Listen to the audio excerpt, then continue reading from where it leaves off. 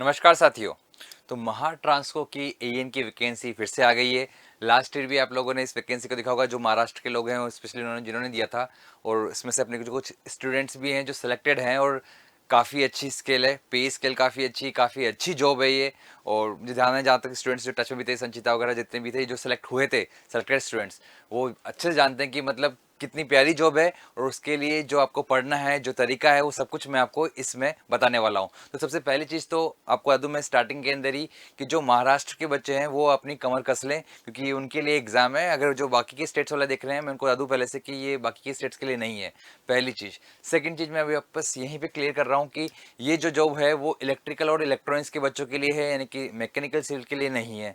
तो electrical electronics के लिए जो जॉब है, ये फिर भी आपको पता है कि जनरली मैं उन्हीं के बारे में बात करता हूँ जो स्पेशली बहुत ही लुक्रेटिव जॉब है और बहुत ही फायदेमंद जॉब है। ये उनमें से है। अगर आप महाराष्ट्र से हैं, इलेक्ट्रिकल और इलेक्ट्रॉनिक्स के इंजीनियर है, तो आपको पक्के से तैयारी करनी चाहिए। यही सबसे हाई प्रायोरिटी आपके लिए होनी चाहिए। तो एक बार बात करते हैं कि इसकी जो वैकेंसी है, इसकी जो सारी कहानी वो क्या है। तो मैं आपको बता दूं कि जो आपके ये महाट्रांसको के नाम से जो होती है, Maharashtra state electricity and transmission company limited के नाम से जो ये निकालता है वैकेंसी, वो वैकेंसी हमारे सामने आई है। इसने पहले अपने बारे में समझाया थोड़ा सा, कि जो हमारे ऑपरेशन होता है वो कितना, ट्रांसमिशन का जो नेटवर्क है वो 50,631 सर्किट किलोमीटर के हिसाब से फैला हुआ है। ट्रांसमिशन लाइन जो है 728 EHV स्टेशन है इसमें।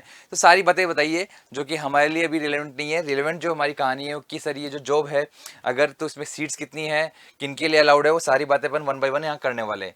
तो सबसे पहली चीज़ है कि जो असिस्टेंट इंजीनियर ट्रांसमिशन के अंदर हम बात करें स्पेशली, तो वहाँ पे इलेक्ट्रिकल इंजीनियर के लिए ये चीज़ आपके काम में आएगी।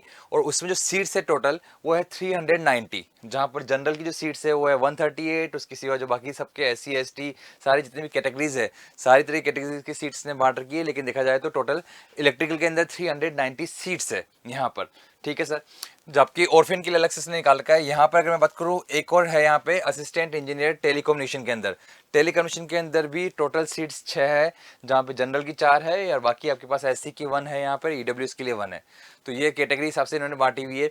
तो हमारे पास टोटल जो है वैकेंसी वो इलेक्ट्रिकल और इलेक्ट्रॉनिक्स के लिए ही है। इलेक्ट्रिकल के अंदर 390 सीट्स है, इलेक्ट्रॉनिक्स के लिए 6 सीट्स है। अब एक बार थोड़ी सी बात कर ली जाए कि पे स्केल का काफ़ी अच्छा होता है दोस्तों।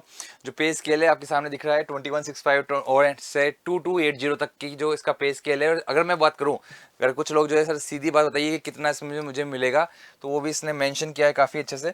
यहाँ पर देख लीजिएगा कि सर जो आपको इन हैंड आपको पास आ रहा है वो ये 84,407 रुपीज़ है। यानी कि 84,407 रुपीज़ आपको मंथली सैलरी मिलने वाली है इसके अंदर। तो जो कि काफ़ी अच्छी खासी एक लुक्रेटिव जॉब है आपके लिए।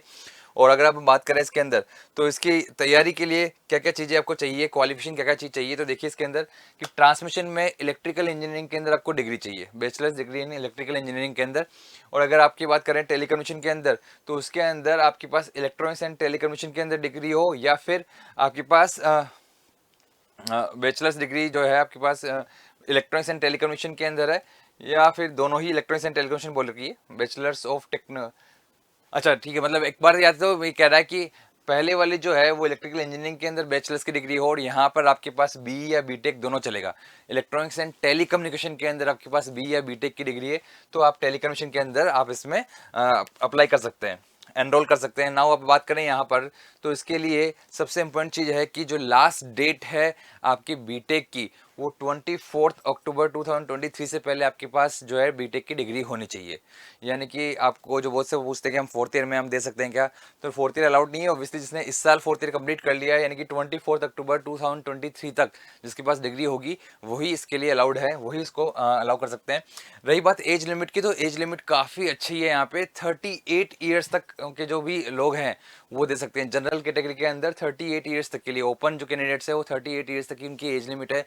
यानी कि कोई बच्चा कहीं भी हो या कितना लेट हो चुका हो, यहाँ पर वो आराम से एग्जाम दे सकता है। और अगर बात करें इसके अंदर की अपर लिमिट जो है वो तो 43 57 मतलब इस लेवल तक की लिमिट है। यानी कि एज मुझे लगता है कि यहाँ पे कोई बड़ी बाउंडेशन नहीं है। तो आप किसी भी एज के अंदर, मुझे पता है कि ओबियसली आप इसी एज के अंदर होंगे, तो इसमें आप आराम से ये एग्जाम फिल कर सकते हैं, एग्जाम दे सकते हैं ना। वो बात करें यहाँ पर कि इसमें जो एज रिलैक्सेशन है वो तो अपने को भी जानते नहीं हो, आप पढ़ सकते हैं अच्छे से। जो सबसे मेन चीज़ है वो ये है कि इसमें जो डोमिसाइल है वो केवल महाराष्ट्र का होना चाहिए। यानी कि सबसे इम्पोर्टेंट है कि डोमिसाइल जो मांगा है इसने वो महाराष्ट्र का मांगा है। और उसके लिए हमें ये पता होना चाहिए कि इसका मतलब जो महाराष्ट्र के स्टूडेंट जो बच्चे हैं सिर्फ वो ही ये एग्ज़ाम फिल कर सकते हैं। तो बस ये एक प्रॉब्लम है, अगर आप राजस्थान से, एमपी से या किसी और अन्य स्टेट से हैं तो आप ये फॉर्म फिल नहीं कर सकते, केवल महाराष्ट्र वाले स्टूडेंट्स ही इसको फॉर्म को फिल कर सकते हैं।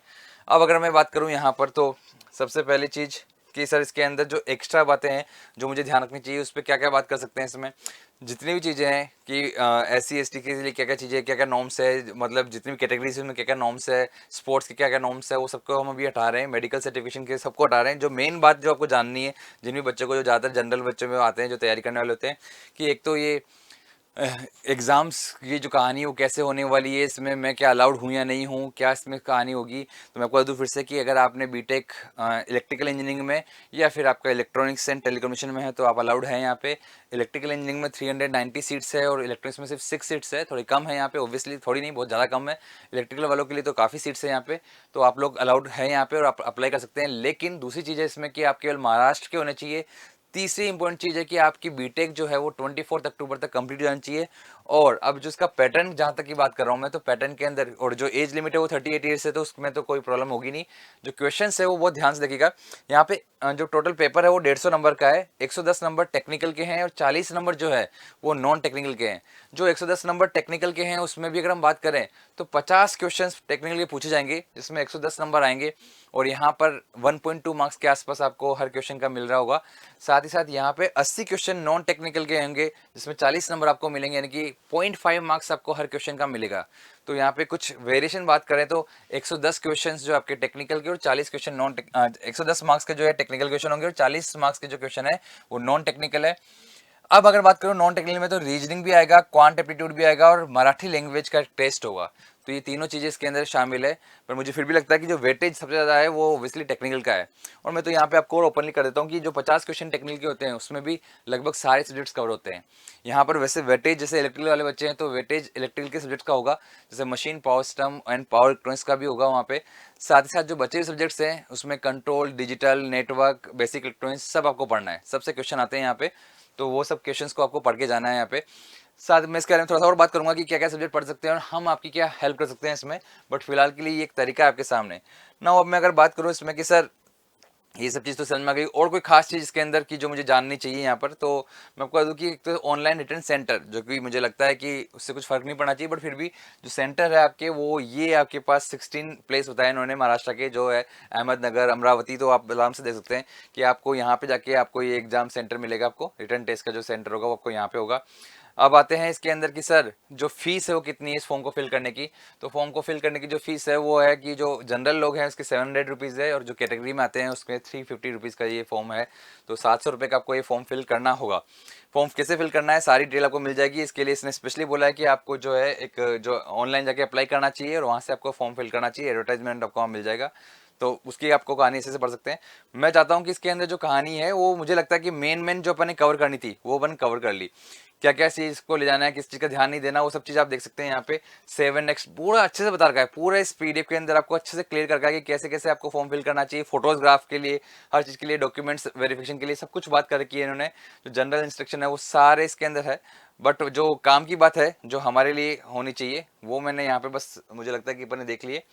और ये पूरी की पूरी कहानी मैं अपने यहाँ कंप्लीट करता हूँ। तो कुल मिला के बात ये है कि दोस्तों, हाँ बस ये कि लास्ट डेट ऑफ जो एप्लीकेशन रिसिप्ट जो है वो है सर 24 अक्टूबर, यानी कि जो आपकी एप्लीकेशन की जो रिसिप्ट है वो लास्ट जो डेट है उसकी 24 अक्टूबर है, तब तक फिल हो जानी चाहिए।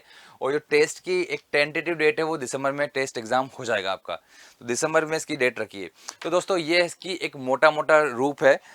महाट्रांसको का बहुत अच्छी जॉब है, AN की जॉब है। इसका आपको पे स्केल दिखा आपने लगभग यहाँ पे, तो यानी कि 81 82 के आसपास जो इसका पे स्केल है, काफ़ी अच्छा पे स्केल है यहाँ पे। सेकंड थिंग, इलेक्ट्रिकल इंजीनियरिंग के लिए अंदर इसमें 390 सीट्स है, इलेक्ट्रॉनिक्स में 6 सीट्स है। यहाँ पर एज लिमिट काफ़ी है, 38 ईयर्स है। आपका जो बीटेक है वो इन दोनों में होनी चाहिए, केवल बीटेक डिग्री वाले अलाउड है इसके अंदर। अगर मैं बात करूँ तो केवल महाराष्ट्र के लोग अलाउड है इसमें, तो वो ये सारी कहानी है इसमें। रही बात आपकी कि इसमें डिग्री जो है वो 24 अक्टूबर जो लास्ट डेट है एप्लीकेशन फॉर्म फिल करने की वो ये है। आप तो मैं फिर से बोल रहा हूँ कि आप तो अपने माइंड में पिक्चर क्लियर कर लीजिए कि आपको अगर फॉर्म फिल करना है तो जो भी महाराष्ट्र के हैं उनको करना ही चाहिए। 15 अक्टूबर तक अपने माइंड में पिक्चर कर लीजिए कि हाँ नवरात्रि स्टार्ट होगी तब तक मुझे ये फॉर्म फिल कर देना है, तो ये फॉर्म फिल कर दीजिएगा। एग्जाम जो है दिसंबर तक है। और मैं आपको बता दूँ इसमें एक चीज़ और की, अब उत्कर्ष आपकी हेल्प कैसे कर सकता है। तो उत्कर्ष आपकी हेल्प करने के लिए इसका जल्द ही एक रिकॉर्डेड कोर्स आपके सामने आएगा। मुझे लगता है कि विदिन 24 आवर्स के अंदर हम आपके कोर्स ले आएंगे। तो आप अभी उत्कर्ष इंजीनियर्स क्लासेस ऐप को डाउनलोड कर लीजिए। उसके अंदर आपको इसका जो कोर्स है वो आपको रिकॉर्डेड फॉर्म में मिल जाएगा, जिससे जो भी महाराष्ट्र के बच्चे जो तैयारी करना चाहते हैं वो बेस्ट फॉर्म में इसकी तैयारी कर सकते हैं। बाकी हम ऐसी कोई एक्स्ट्रा इन्फॉर्मेशन के लिए मिलते रहेंगे, लेकिन मुझे लगता है कि इस टाइम में जो कि एसएससी जेईई का माहौल चल रहा है उसमें ये जो जॉब है वो बहुत अच्छी जॉब निकली हुई है महाराष्ट्र के बच्चों के लिए, तो वो बताना जरूरी था जो हमने आपसे शेयर किया। मिलते हैं नेक्स्ट टाइम, तब तक के लिए धन्यवाद।